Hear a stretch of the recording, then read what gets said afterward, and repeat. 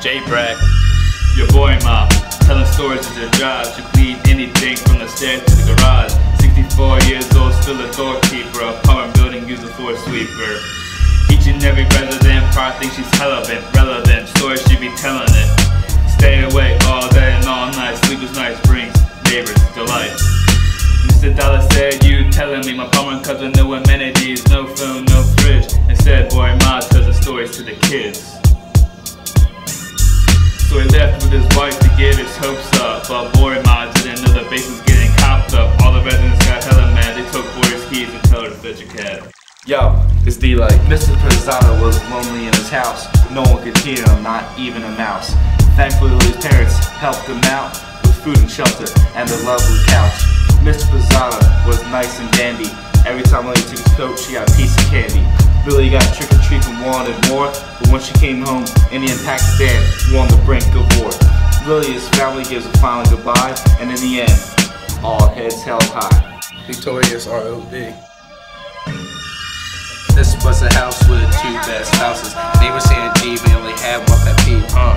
Stay true to the Hindu nature and not go astray. But Twinkle tries to lead the way, not to be open-minded. They keep finding all of these statues. They're saying Jeeves tells them to throw them all out. But Twinkle, all she does is pout. She finds a Virgin Mary and St. Jeeves says it's kind of scary. They don't get along, they have no feng shui, but St. Jeeves does not love Twinkle that way. They have a party, but St. Jeeves is worried about his reputation. He made a commitment, now it's too late. Just get over it and tell her to fix him a plate. Yo, it's Pisada. Phoebe Haldar's illness struck without warning, and you'd think that her family would be in mourning, but they didn't care, even though they were aware. The neighbors liked her and helped her out, made sure that her condition didn't go south. Phoebe Haldar realized she needed a husband, she needed some loving, she just needed someone. But who would want her when she couldn't cook rice? And unlike other wives, couldn't do anything nice. Days went on and no one saw her. They checked up on her and saw her pregnant. She got raped. That'd normally be bad, but she was now a mommy, and that's all she needed, because looking after that baby's wellness eventually cured her illness. It's Mickey D. Here comes a temporary matter. The two main characters never chatter about the problems with each other. They don't even bother.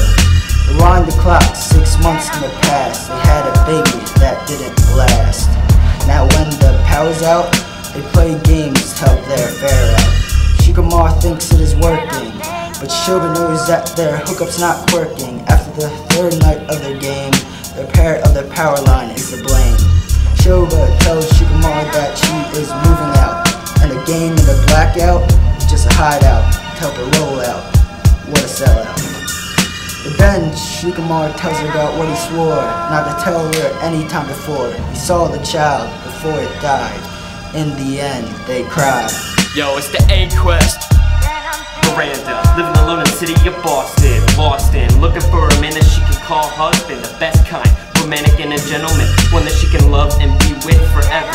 Tall, dark and handsome, Dev is the man. A man that can have a wife and a mistress at hand. Taking Miranda out, she can no longer pout. He's the only one who calls her sexy with no doubt. But she wisens up, they are no longer together. Dev is not the one that she will be with forever. Never will she need a man to show her that she's beautiful. She flaunts around in lingerie and man, it shows it. She's sexy and she knows it.